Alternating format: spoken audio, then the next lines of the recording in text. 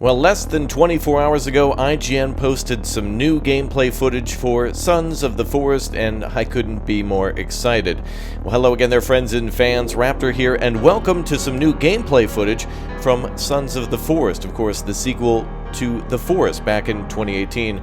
Well, the sequel, Sons of the Forest, coming soon, looks absolutely visually stunning, as well as groundbreaking with its AI enemies and also its base building. It's one of the things that grabbed me when we first covered this game many months ago with its announcement trailer, and also taking a look at more things related to the environments and also the building, which has got me very excited. A lush and beautiful landscape, but also terrifying enemies. This is Sons of the Forest hands-on preview. Well, welcome. Good to see you all here. We're going to take a look at the original The Forest and also the sequel side by side to compare the environments and also the look and feel of the games, as of course the sequel will have a lot to do with the original in terms of its story, but it's not always the reason to play these games, and exploring and just trying to make a cool base and discover things is also just as interesting as the main story, side stories, and different endings. And this game has a lot of promise with not only AI enemies, but also characters that could assist you, and if you choose to play alone, yet this will act as some sort of a pseudo multiplayer system, and you can even have some of these characters with you in multiplayer co-op as well. Well, there's a lot of modern weaponry in this game and a lot of new modern equipment that'll be included, and also many new environments, and a new companion by the name of Kelvin, who after a helicopter crash with you is kind of fallen on dumb brain. He's not doing so well. He can't really speak, but you can write down notes for him to give him instructions to gather logs and sticks and other things at your base, so you and a friend can work on building the base while Kelvin here goes out and gathers different materials. But if you don't want to play with any of the AI characters, you can always just shoot him in the head. Literally, that's the way to get rid of this character, whether you're in single player or multiplayer co-op. If you'd like to see him go, then you know what to do. But they come in handy for gathering all sorts of materials for building and keeping fires going and setting up traps and whatnot, and will even identify when enemies come in by pointing towards where they may be, and it's going to be interesting to see what other NPC characters you can get who might be able to provide defense with weapon specialties and or other types of guidance around the environments. Well, it certainly reminds me a little bit of Icarus to see all these different materials being dropped off to build a base down by a gorgeous lake. And one of the most impressive things with this game is that it reminds me a lot of Green Hell, with how gathering food can be so gritty and real. Literally fishing and ripping a fish's head off in order to then, gut it in order to make it into a meal, rather than just seeing a progress bar fill up or something like that. But also just as impressive as the environment and the animals and flora and fauna is the base building, which of course, if you're going to build a base, you can now chop pieces into small parts and put them all together. So if you'd like to build your own log cabin with a small notch in it for a window, you don't have to follow any blueprints. And lots of great weaponry too will assist in that base building. For example, you could build a base tower with all the wood that your companions gather, and then of course be able to have different towers and different weaponry whenever there's an attack. You can plan to defend and build a wall within a wall if you'd like to. And here's that Sons of the Forest trailer 2 again, which looked absolutely incredible because we have seasonal transitions. Yes, we can build a base somewhere near that lake, and then of course winter will come and it will all freeze. And so of course the things that we can find in the winter will be vastly different than that in the summer or spring in terms of food and also animals that we can hunt. There's our AI companion pointing towards enemies, and of course some of the enemies are the same in terms of mutants and cannibals. But there's probably going to be a lot of other surprises too that I hope not to learn about until experiencing this game for myself. But apparently, according to the developers, there are leader enemies that will come in and somewhat give a buff to the other enemies that are attacking. Well, similar to how it is in Green Hell when you're building a base and tribes will show up to attack you, it'll be the same here, but there are units that might be able to guide leadership to then have the enemies focus on certain things, such as killing you or attacking your base or literally breaking into your base and stealing your things. And the combat, and especially the melee combat, looks really brutal and realistic when you see all these guys here attacking your base. And yeah, they're quite a bunch, I must say. A lot of very different, unique enemies that look human-like but remind me a bit of Silent Hill. And that's pretty promising to be able to see enemies that are not only just the familiar, maybe melee wielding cannibals or whatnot, but also enemies that could have some sort of a transformation to them, reminding me a lot of Resident Evil and or Silent Hill, so that's good as well. Now, oh man, look at that. There's a little butterfly on your axe. Look at that detail. Yeah, that's going to be quite cool, actually, to see all these trees and whatnot be cut down, and how the environment may regrow and reshape itself based on the seasons, and of course how animals might interact with you too, which would be interesting for laying traps. But of course you can also modify the environment yourself by, for example, letting a group of mutants inside of a cave free by accidentally mining into it, and then those mutants inside of a cave could then go to war with another tribe nearby, and so you can have all these different factions fighting. And after multiple playthroughs, that's going to be what's really interesting, is what people will find out and what people will come up with in order to find the most interesting ways to have the enemies maybe fight each other, or possibly use them to your advantage. There's even the ability to put logs down rivers, so you can cut a bunch of logs and throw them into the water and have them sent downstream to a friend, so that way they can help build a house, or you can build a dock or whatnot down by a river or coastline, which is really cool. And of course hunting, which seems somewhat fast-paced, which is good. So many games kind of go slow where it's about sneaking, but if the deer happens to see you, well, it's goodbye venison. I was going to say veal, but sometimes people don't get the joke. Regardless, it is really impressive to see all the different types of building techniques in this game of breaking down pieces, and I hope that eventually we go from building log cabins piece by piece to then building massive fortresses and things like, for example, tree houses to hang out with the Ewoks, and possibly things out of concrete and brick and steel, which will be interesting. Here's an example of communicating with your NPCs, so you can write things down and show them what to do. And of course, all the building is kind of customized in this game, where again, it's not blueprints that you have to place, but you can actually place down pieces one by one and then modify them to make palisades, for example, and lay down floors by literally cutting them out that way and breaking down pieces and pushing them out of your house if you'd like to. Now, there is still the blueprint mode, so if you're more familiar with that or would like to do that for certain layouts, you can turn that on and off, which might be helpful for laying down certain pieces and maximizing space, especially inside your base, which of course will have things like storage and sleeping and possibly weapon racks and whatnot. So there's going to be lots of reasons to turn that on and off, both for realism and for optimization, and lots of enemies to fight, and hopefully lots of possible boss battles too, and lots of gorgeous animals to hunt. Really looking forward to this one. I've got to say, I really was impressed with the beginning of this game when the initial trailers came out, and some of the things around making tools is really impressive too. When we're actually going to make a spear in this game, look at that, literally biting a fish's head off. Can you believe that?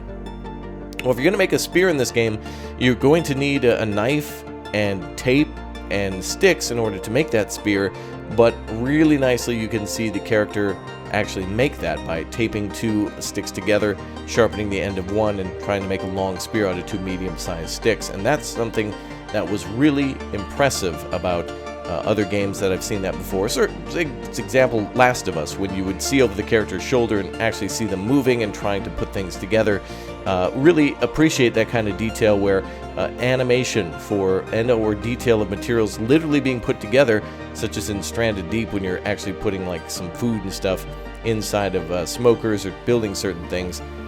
Really impressive. The tree cutting in this game looks impressive too, with all of the voxel style artwork and mechanics that will work to try to optimize performance but also be realistic. And look at all these enemies. I'm actually reminded now of Death Stranding when I see all these freaky, I don't know, what looks to be fetuses flying around the map and whatnot. So yeah, realistic building mechanics will be a part of things. We're now taking a look at kind of a developer interview and kind of recapping everything that we've learned since the release of Trailer 2 up until just a few days ago. And I'm really looking forward to seeing more of, well, hopefully we see more trailers before its release. I don't want any spoilers, but I certainly do love seeing all the building techniques in the game, and possibly all the companions that we can have too, such as this here, I think by the name of Virginia, which we can actually equip them with guns, like a shotgun and a handgun, and I think they have 3 legs and 3 arms. I'm not entirely sure on the lore,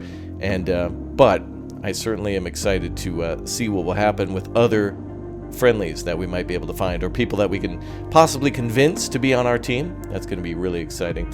So again, there we go. We see a gun actually putting like the pieces together, actually modifying it, which is really impressive.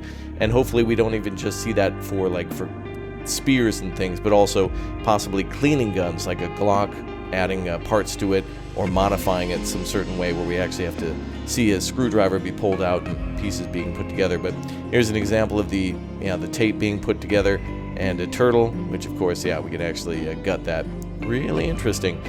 But there's a further look at friendly NPCs for Sons of the Forest. In just a moment, we'll take a look at some of the characters that we'll get, including one that is speculated to possibly be another player in co-op, but could also be an AI player that we could encounter or rescue that was with us on the helicopter. Since the Sahara logistics returns, it's going to be quite interesting to see how that ties into everything.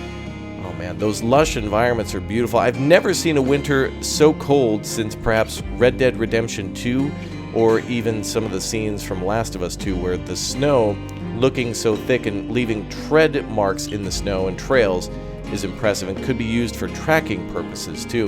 Again, here's an example of that Virginia NPC, which we could befriend. And actually, your NPCs kind of work better if you take better care of them. So if you provide them with clothing, if you provide them with good food and shelter, similar to how it may be in Terraria, they'll be housed inside your base, and the better you treat them, the better they'll perform. And including a possible, like a ranger or a scout or somebody who has good military experience that could lead the group towards clues and other materials. Now we're going to see smarter AI in this game, not only to fight against us, but also kind of to intimidate and rob us too. So hopefully, in addition to more enemies, we see more leader types too that will modify what those enemies will do and how they'll respond to us. Individually, they are strong, but with leadership, they are even stronger. And there's going to be lots of ways to possibly manipulate that leadership role. Like, for example, finding a 3D printer and printing a mask. And then with that mask, you could actually maybe intimidate or take control of some of these characters before they try to steal things from your base. Such as that brute there with a giant mask. Developers going on to say things about how they planned to improve things from the beginning of the development of this game over the original The Forest. Very impressive things that they've done in the original, and now going to improve upon that to give them more autonomy and let them act individually, but also as a group too, based on their numbers. And of course, more modern weaponry too, which is a welcome sight. So far I've seen shotguns, we've seen a composite bow, we've also seen spears and other melee weapons too, and also digging, which is quite impressive, digging up what looks to be a 3D printer or a case that contains one, and then trying to hook all that up to, well, somewhere which might actually have power, and creating that 3D printed mask, which is going to be interesting. Could possibly mislead the enemy into thinking that we're one of them, and possibly give orders to, or just have some sort of immunity by printing this out inside of what seems to be a bunker or some sort of an actual nice looking facility. So there could be research here with quarters and some well-to-do folks. Oh boy, that looks promising. Yeah, a guy literally stuck onto a stake with birds nipping at him. That's interesting. Oh, and the enemy not liking the severed head there. Some of those mechanics from the original will come over to the sequel too, and it's going to be interesting to see how they expand upon that, so that we don't just get a new island with a story that's kind of just part 2. Hopefully it greatly expands upon just what could be a standard expansion. There's a lot of potential here for a big story, and so hopefully it has some twists and turns along the way that we don't necessarily see coming, as well as, again, new enemy types in different areas and biomes would be quite stellar too. And I'm really hoping for those winter to summer transitions to take quite some time.